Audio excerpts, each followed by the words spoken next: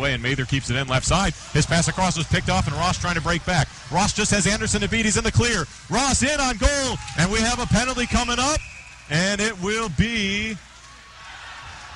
I think it's a penalty shot. So Brian Ross will have a penalty shot, the first one we've seen all season long. I mean, really, there was nothing else Anderson could have done in that situation, possibly give up the goal or sacrifice the body, and he did just that. Ross against Hare with 12:51 to play in the first period, and Fredonia still without a shot on goal unofficially. One of the most exciting plays in hockey. Ross picks it up at center, gains the blue line, moves it on Hare, fires and scores! Brian Ross makes it 1-0 Blue Devils. He beat him 5-hole. He came right in, little triple deke, back and forth, waited for Hare to bite. He decided to dip the glove, and he beat him right between the pads.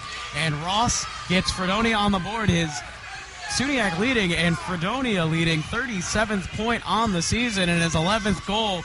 And Brian Ross gets the Blue Devils on the board first, something they haven't done against the Lakers all season. McConney races to the bench, lets Josepher come out. And the feed comes to Whitelaw. Whitelaw across Ayotte again, right circle. Josepher up top, middle point. Ayotte right side. Whitelaw left side. Scores!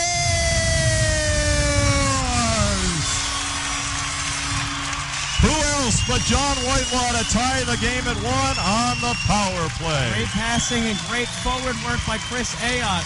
Waited in the passing lane just for one defender to come up so he can saucer a pass over to the left side point. There's John Whitelaw, and he beats the Fredonia goaltender Friesen just underneath that glove that he's been flashing the entire game. They've been all over him, and they finally get one across. It tickles the twine, and it's 1-1. Face off on the icing comes down to the right of Friesen. Joseph off the draw. Fire scores!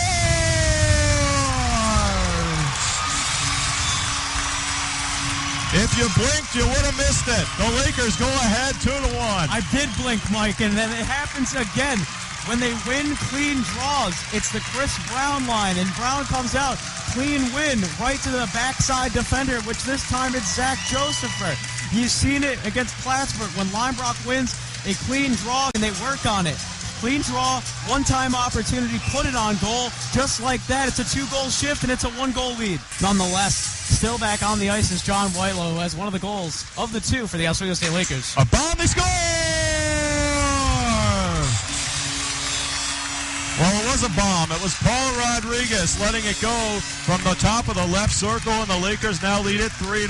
That's the simple way to do it, is off the draw goes John Whitelaw, wins it to Zach Josepher. He goes D to D. In this case, it was Rodriguez playing the fourth forward, gets it right over to him, and he beats Friesen glove side. It's 3-1, and they're getting to the Fredonia goaltender a lot now, and he has to really watch himself so he doesn't lose his mental focus because the Lakers are all over him. His shot that hits McLaughlin, and now Chris Brown's going to have a breakaway the other way. Brown moving it on Friesen. He scores!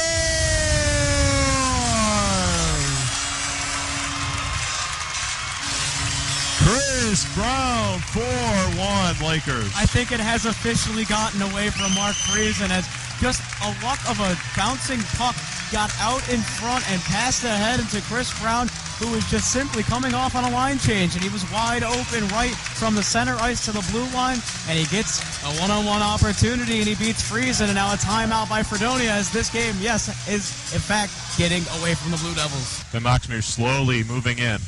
Now here's Boots at the left circle. Boots to McConney, couldn't take the one-time shot. Boots will, and he'll score!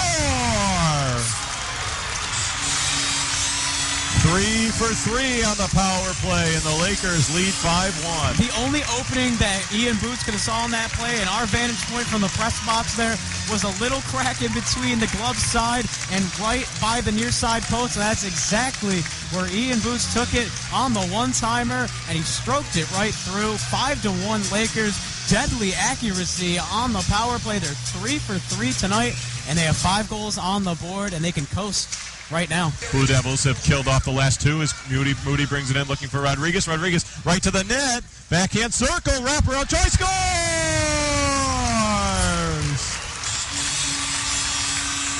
Paul Rodriguez dancing around the net. Tucks it in.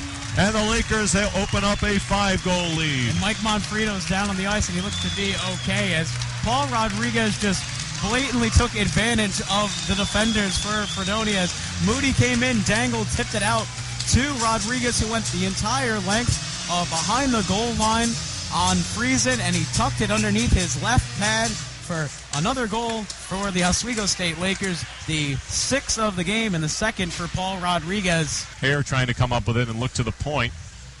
Got it back across to Ross, a feed beside the net, backhand, scores! What a goal by Fredonia. It's Mueller backhanding it top shelf.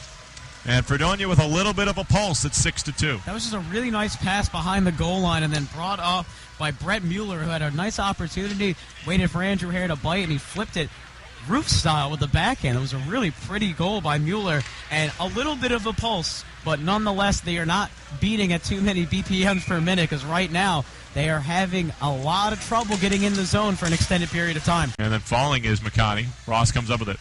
Ross trying to spread him out, less than a minute to go in the penalty. Ross up top, doesn't shoot. Now he'll fire through a screen, they score! Castriata deflecting it home.